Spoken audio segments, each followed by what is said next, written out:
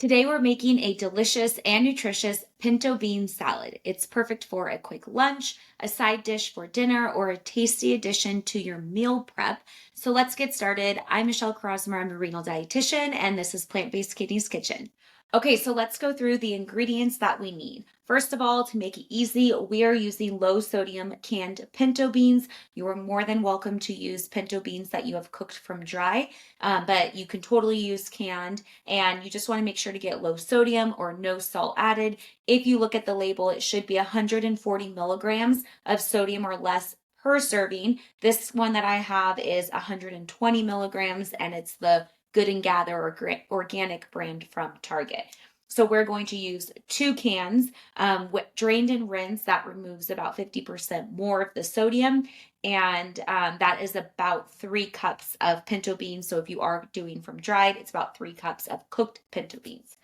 Okay, so we're going to add those pinto beans after we drain and rinse them. Just add them to a big bowl, and we're going to build our salad into this. So first thing we're going to put in our salad is 1 cup of chopped up bell pepper. So I used the mini sweet bell peppers because I wanted to have yellow, red, and orange, but you can just pick 1 bell pepper and 1 color that you like and prefer, about 1 cup chopped. So let's add that to our salad bowl. Next is going to be 1 jalapeno. If you don't like spicy, then you are welcome to leave this out, and you can even do a little bit more bell pepper in place of that. But I'm going to do 1 jalapeno diced up. I removed the seeds. You can make it even spicier and leave the seeds in there. Next is going to be about 1/2 cup of red or purple onion diced up. Right. And that's really the only ingredients besides the dressing that is going in here. So let's give it a stir. And as you see, I mean, how beautiful is this already? It's super colorful because we have the green from the jalapeno. And since I use different colored bell pepper, it's beautiful rainbow pinto bean salad.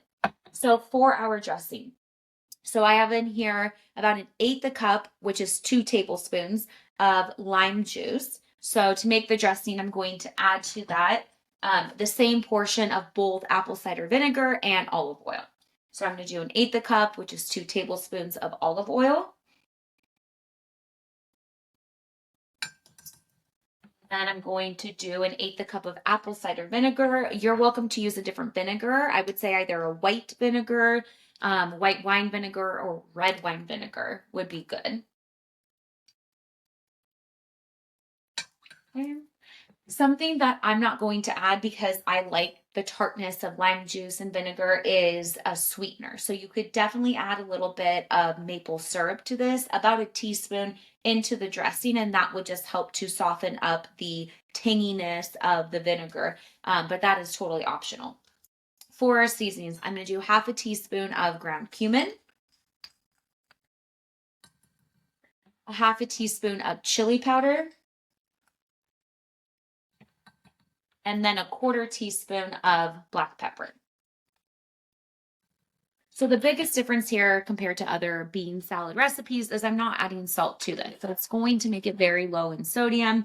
That's what we like. That's what we love. But you still have plenty of room and flexibility to add a little bit of salt. I mean, you could easily add 1/4 teaspoon of salt to this if you wanted, or you can wait until after it's sat, it's marinated, and you try it. And if you need to sprinkle a little bit on top, you could go that route, or you could always add, hot sauce or something which will have a little bit of sodium. So this is our dressing. This is how easy that is. I'm going to take this, pour it over that whole bean salad mixture, give it a good stir, and then we are going to cover it and put it in the fridge for usually about an hour. I mean, it's kind of one of those salads where if it sits longer or even overnight, it just absorbs more of that marinade and that flavor. But I'd say you want to do it at least an hour, especially too, so that the beans get cold with the vegetables that you have in here. So we're going to put this in our fridge for at least an hour. All right, it's been sitting for at least an hour. Let's serve it up.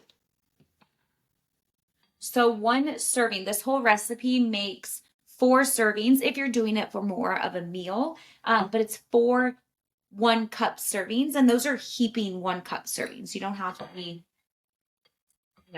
stingy with it. So heaping 1-cup serving is the serving size. If this was something like it was just a side dish, and depending on your potassium and protein needs, you might want to go a little lower. But about 1 heaping cup is a serving. It has such great flavor. Now everything is cold. The beans give it such a good texture. The bell pepper, it's super, super colorful. One of the things I would say is if you don't normally eat beans, or you don't normally eat a lot of fiber, because this is a high fiber dish, start with just a little bit of it, add it to, like, use it in your meal prep or use it as a side dish for another meal. That way it's not so much fiber at once, because if you're not used to eating a lot of fiber, you have to exercise your gut. You have to start with a little amount and then increase as you go. So let's go through the nutrition information for this. Okay, so per serving of this, so per 1-cup serving, it's 269 calories, 12.5 grams of protein, 40 grams of carbohydrates, 13 grams of fiber. So that's a 3-to-1 carb to fiber ratio, which is awesome. It's anywhere from 15 to 215 milligrams of sodium. It depends on the canned beans that you got. If you got beans that had no salt added, it would only be about 15 milligrams of sodium for the serving. If you got beans that were 140 milligrams of sodium per serving of the can, that could be about 200 milligrams of sodium. But if you drained and rinsed it, like I suggest, it would be only 100. So really, it's going to be in that range. Overall, it's a low sodium meal. 709 milligrams of potassium, 210 milligrams of phosphorus. Not all that phosphorus is absorbed, only about 50% or less. And then it's negative 3.9 pral, or potential renal acid load. So overall, this is a great, side dish, main meal, a lunchtime salad, a meal prep dish, anything you want, but it's super quick, easy to make. It's colorful, it's beautiful, it's plant-based, it's full of fiber, full of plant protein. It's a really good option for people who have kidney disease. Both the phosphorus and potassium are not high. They're more of a low to moderate. And again, the absorption, it's not fully absorbed because of all the fiber and the low potential renal acid load of this. So give it a try. Let me know how you like this. And if you can like, share, subscribe, I would really appreciate it. And I'll see you guys next time.